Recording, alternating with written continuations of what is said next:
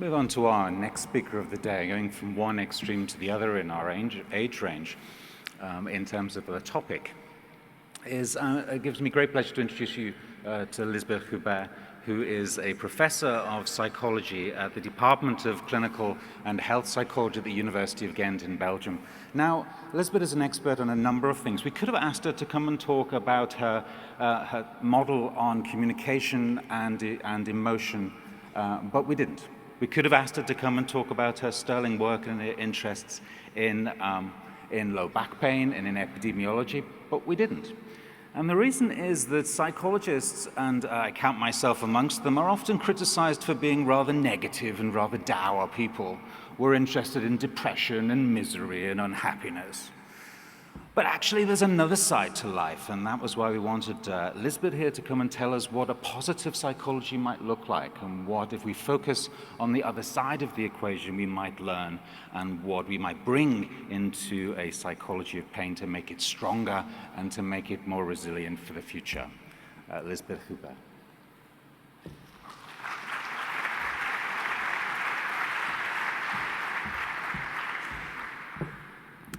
Dear ladies and gentlemen, it's a real honor to be here in Vienna and to talk to you about the science and practice of resilience in the face of pain. First, I would like to thank the EFIT Federation, of course, for the invitation, and also Dr. Eccleston for a nice introduction. In my talk, I will start with a very short introduction and then briefly touch upon the risk factors of chronic pain and disability, and then talk about resilience. What is resilience? And present a dual factor model of risk and resilience in the context of pain. I will talk about some implications for clinical practice, discuss future challenges in this field, and end with some take-home messages. I first would like to ask you all to visualize a typical individual with chronic pain who presents at your clinical practice.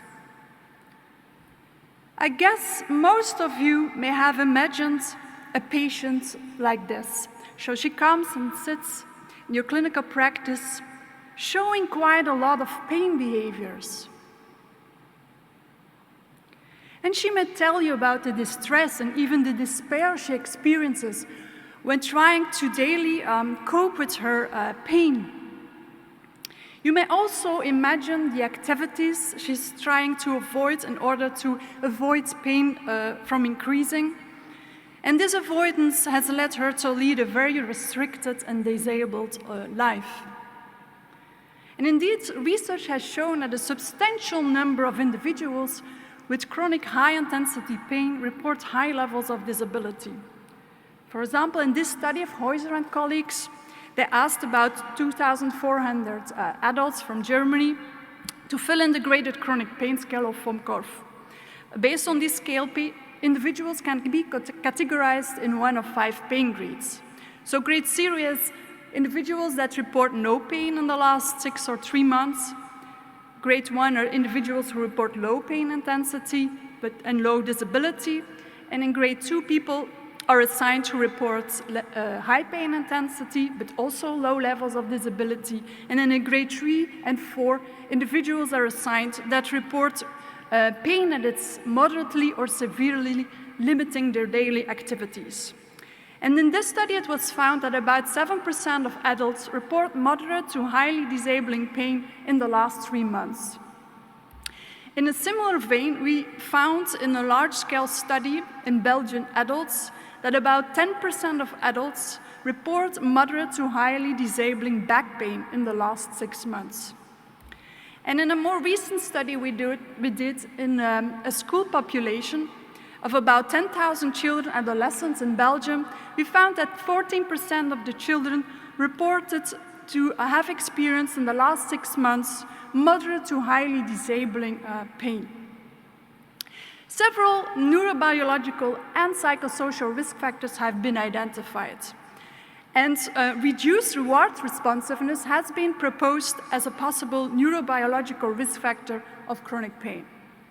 Regarding psychosocial risk factors, the fear avoidance model has attracted quite a lot of research attention, and there is now accumulating research showing that when people respond with catastrophizing thoughts and pain-related fears in response to pain, they may try to avoid all kinds of activities that may induce their pain, which may lead to long-term disability and even depression, and may intensify the internal pain experience. And in our lab, we have done quite a lot of studies showing that the social context, such as partners and parents, may influence these fear avoidance processes in individuals. However, there's another group of individuals who also report high-intensity pain, but who seem to keep functioning well in their daily lives. It may be your colleague at work, actually, or maybe the seemingly active parent who waits with you for his or her children at the school of your children. And indeed, studies have shown that between 7 and 8% of adults who report high-intensity pain report that they're able to keep functioning well in their daily lives. And in our large-scale study in children, even 19% of the children reported high-intensity pain, but low disabling pain. So these individuals can actually be classified as resilient. And resilience has been defined as effective functioning despite the exposure to stressful circumstances and/or internal stress, such as in the context of chronic pain. And in an interesting study of Elliott and colleagues, individuals were asked to fill in the graded chronic pain scale, and on the basis of this scale, participants or adults from the general population were assigned to a resilient group and a non-resilient group. Resilient group are people who reported high-intensity pain but low levels of disability, and the non-resilient group were individuals who reported high levels of pain but also high levels of disability. And interestingly, this study found that resilience predicted long-term mortality. Specifically, it was found that individuals assigned to the resilient group were 25% less likely to die within the next 10 years than individuals from the non-resilient group, even after controlling for sociodemographic characteristics and the presence of chronic illness. So the next question that arises then, how do resilient individuals differ from non-resilient individuals? Studies have shown that resilient individuals report lower levels of risk factors, such as catastrophizing thoughts about pain.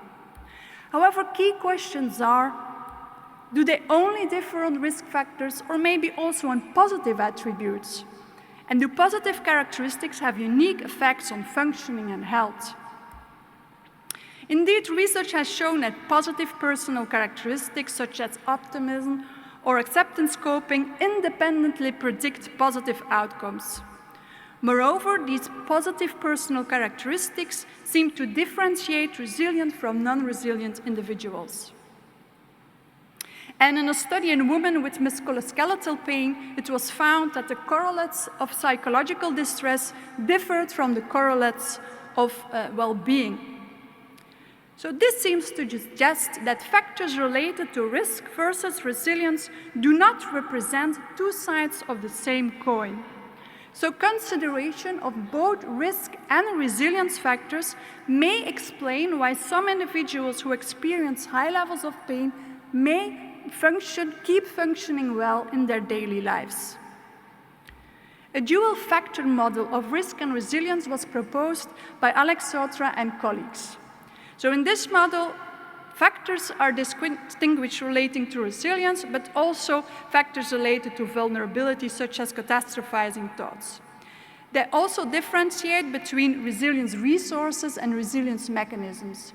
Resilience resources are more stable-like characteristics, such as personality characteristics or the presence of social support. Resilience mechanisms are more modifiable mechanisms, which represent the link between the resources and resilience outcomes. As resilience outcomes, they differentiate three types of outcomes. First, the recovery from pain flares, sustainability or the interrupted engagement in highly valued activities, and third, growth. A promising indicator of physiological resilience to pain is respiratory sinus arrhythmia. That's a measure of heart rate variability and the primary index of parasympathetic activity. And as such, it may buffer the influence of the sympathetic nervous system on physical functioning. A personality characteristic that may represent a resource of resilience is optimism. And research has shown that optimism is linked to lower levels of pain. For example, in this study of Hood and colleagues, it was shown that higher levels of dispositional optimism was linked to lower levels of pain report when participants were asked to immerse their hands in a box filled with cold water, so it's so-called cold pressure test. And this relationship was explained by lower levels of catastrophizing thoughts about pain. And in another experimental study in individuals with knee osteoarthritis, it was found that dispositional optimism was linked to less temporal summation of pain. And again, this was mediated by lower levels of catastrophizing thoughts. Madelon Peters and colleagues did some interesting studies on the prospective role of optimism and, for example, found that optimism predicts better outcomes after surgery. Now I will talk about two possible resilience mechanisms that arise from two different research traditions. A first research tradition that studies the mechanisms by which individuals can live a fulfilling life despite pain focuses upon the concept of psychological flexibility. This approach is grounded within a philosophy of science named functional contextualism. The central assumptions of the psychological flexibility model are that negative experiences such as pain, but also pain-related distress, fears are common, and individuals often try to control or reduce these negative experiences.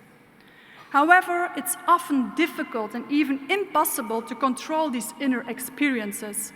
Moreover, it drains a lot of energy, and research has shown that attempts at trying to control or reduce these inner aversive experiences actually have negative effects upon individuals' functioning. Imagine you're in a tug of war with some huge monster, representing your catastrophizing and fearful thoughts about the pain. You've got one end of the rope and the monster has the other end. In between you, there is a huge bottomless pit. You're pulling backward as hard as you can, but the monster keeps on pulling you ever closer to the pit. If you try to fight and control your negative thoughts and emotions, it may even pull you down into the abyss. You're stuck. What's the best thing to do in that situation? Actually, dropping the rope means the monster is still there, but you're no longer tied up in a struggle with the monster. Now you do not longer lose energy through the struggle with this monster, and you can use your energy to do something more useful.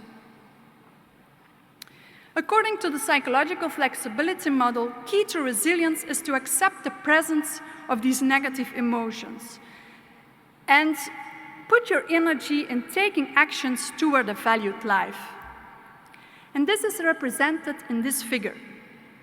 The individual with pain is the bus driver, and he or she has different negative thoughts and emotions as passengers. For example, too much activity will cause injury. I can't do this any longer. If you try, or if the individual with pain tries to avoid pain and get rid of these catastrophizing and fearful thoughts about pain, he or she will end up circling around the avoidance road. The best road toward resilience is the one in which the patient takes his or her inner experiences, including the negative ones, with him in his journey towards his valued goals. The psychological flexibility model distinguishes 6 different processes. I won't go into detail here, but as you can see here, on the left, these are processes that are related to being mindful, open to your emotions, and not trying to change those emotions and thoughts, and acceptance. On the right, there are processes that are more related to commitment and behavioral change processes. Research has shown that higher levels of psychological flexibility and its sub-process, such as acceptance, mindfulness, committed action, are related to better daily functioning and less disability, better general health, also lower levels of distress and depression, lower levels of pain-related anxiety. And interestingly, higher levels of self-reported mindfulness have been related to a lower use of opioids to self-medicate negative emotions. The second approach to resilience focuses upon positive affect and is grounded in the positive psychology tradition, of which the founding father is Martin Seligman. The main assumption of positive psychology is that positive, healthy aspects of life are not simply the opposites of distress and dysfunctioning. It focuses upon personal growth rather than on pathology.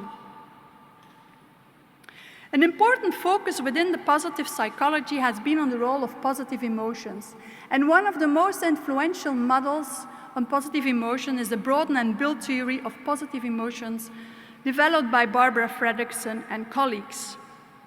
Unlike negative affect, that narrows individuals' attention towards threatening situations or threatening thoughts, positive affect broadens people's awareness to other stimuli in the context, other thoughts, other possible relationships.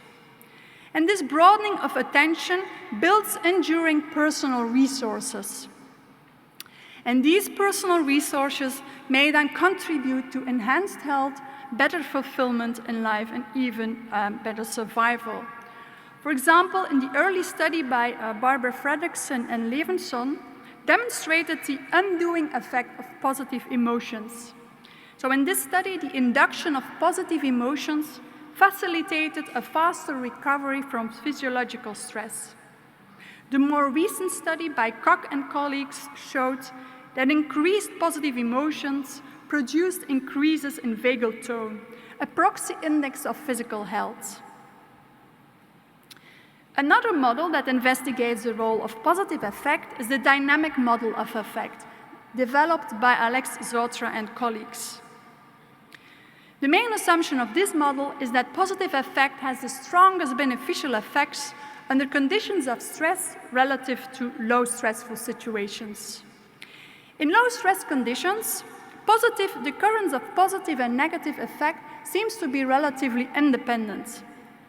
In high stress situations, such as in the context of high levels of pain, there seems to be an inverse relation between positive effect and negative effect, which leads to the hypothesis that augmenting positive effect should decrease negative effect in the context of high stress conditions, such as high levels of pain. So what's the evidence on the role of positive effect in the context of chronic pain? First, studies have shown that positive emotions appear to foster lower pain levels and adaptive recovery from pain. Moreover, the ability to sustain emotional states during times of high pain seems to buffer against negative affective states and even against future pain episodes. Research also suggests that fibromyalgia patients may have particular higher risk for a deficit in positive affect and an inability to sustain positive affect in the face of pain compared to other patients groups. Genetic researchers are currently trying to disentangle the underlying processes, and it has been suggested that this possible deficit and positive effect might be undergirded by chronic impairment in dopaminergic activity. So how can we translate now this evidence into clinical practice? Pain and fearful thoughts may keep on recurring, implying that trying to reduce those catastrophizing and fearful thoughts identified as risk factors for chronic disability should not be the primary focus in interventions. Instead, a primary focus should be on behavior change and restoring an active and valued life despite pain and despite negative pain-related thoughts. In order to do so, it may be useful to increase the resilience mechanisms I described earlier. The therapeutic approach originating from the psychological flexibility model is called acceptance and commitment therapy. This is a behavioral therapy of the third generation which focuses on behavior change rather than symptom reduction and has as aim the restoring of an active and a valued life. A recent systematic review of 10 randomized controlled trials showed that acceptance and commitment therapy appears to be efficacious, particularly with regard to outcomes of physical and emotional functioning. However, there is some caveat still. The studies often have small sample size. They also have significant risks of bias, so really necessitating high-quality studies. Most randomized controlled trials included inactive control conditions, such as a waiting list control condition, and RCTs including active treatment as a control condition, such as cognitive behavioral therapy or medication, showed that acceptance and commitment therapy was equally beneficial than these control treatments. So how then can we integrate knowledge from the positive psychology research tradition to improve treatment of pain? Pain intervention strategies that assist patients in finding ways to enhance and sustain positive emotions are likely to play an important role in buffering against negative pain-related thoughts and feelings, as suggested by the dynamic model of affect. It may also broaden attention toward positive aspects of one's life that are still present, according to the broaden and build model. It might also play an important role in undoing psychophysiological stress activation because of the high levels of pain, according to the broaden and build model. And it may help patients in engaging in goal-directed action towards an active and a meaningful life. In the context of pain, an integration of insights from the psychological flexibility model and positive psychology theories may look like this. Strategies that induce positive emotions may broaden awareness of other possible roads towards a valued life and block the never-ending road of avoidance. An example of a strategy that may broaden awareness to positive aspects of life may be an exercise in which patients are asked to keep a diary and list at the end of the day 3 things or events that were enjoyable that day and elaborate on that. Positive affect may also play an important role in the promotion of physical activity in patients with chronic pain, as it may be crucial that patients engage in activities they like, that elicit positive emotions. Otherwise, individuals may not be able to sustain engagement and activity. Now, there are quite some future challenges. First, we should try to investigate how risk and resilience factors may work together in impacting outcomes. And we should try to identify risk and resilience pathways by means, for example, of person-centered analysis. We should also study individuals who have chronic pain but do not evidence disability. Most studies to date have been done in patients presenting in specialty clinics and also presenting with quite a lot of disability. But we might learn a lot from these individuals who have high levels of pain but who keep functioning well in daily life. We should also examine how positive affect can be promoted in the context of pain and how it may help patients to persist in taking a road towards a valued life. There are still some methodological challenges. Actually, psychological flexibility is a dynamic construct, and until today, most studies have used questionnaires to measure psychological flexibility. And so it's a huge challenge still to investigate how we should operationalize and measure the dynamic qualities of psychological flexibility. We should also study the interplay of neural and behavioral resilience mechanisms through multidisciplinary collaboration. And we should also examine the interpersonal dynamics of resilience. Indeed, there is quite a lot of evidence on the social context as a heightening risk for disability. For example, through behaviors of social agents. In our lab, we have done quite some studies showing that, for example, protective or overprotective behaviors in parents contribute to heighten disability in their children. It may also heighten, function as a risk factor through observational learning processes. So children of patients with chronic pain may learn to display a lot of pain behavior from their parents, and they also may learn to be fearful of some activities and to have catastrophizing thoughts about pain. There is much less research on the social context as a possible source of resilience. And then we may think of the impact of healthcare providers, but also partners, parents, and even teachers. In a recent study, we found that teacher support buffered against negative school outcomes in children with pain. And currently at our lab, we're doing quite some research looking at the role of partners in promoting positive functioning in their patient partners. And recently, a dual factor model of risk and resilience has been proposed also including the social and the family context, which might direct future research endeavors in this area. So I would like to end with some take-home messages. There is a huge amount of knowledge on risk factors, but there is much less research on resilience factors in the context of pain and how to promote those resilience factors. A dual factor approach of risk and resilience factors may have important implications for intervention. Heightening these resilience mechanisms may strengthen patients to pursue a road towards a valued life. A dual factor approach may also have notable implications for the prevention of disability. And in this context, we should definitely learn from resilient individuals experiencing high-intensity pain, but who keep on functioning well in their daily life. And finally, integrating intervention strategies from the positive psychology tradition may strengthen existing interventions aimed at restoring or promoting an active and a valued life. To end, I would like to thank all the current and the former members of our Ghent Health Psychology Lab. I would also like to thank our major funding agency, and also would like to thank the EFIC for the invitation to give a talk here, and also you for your attention. Thank you.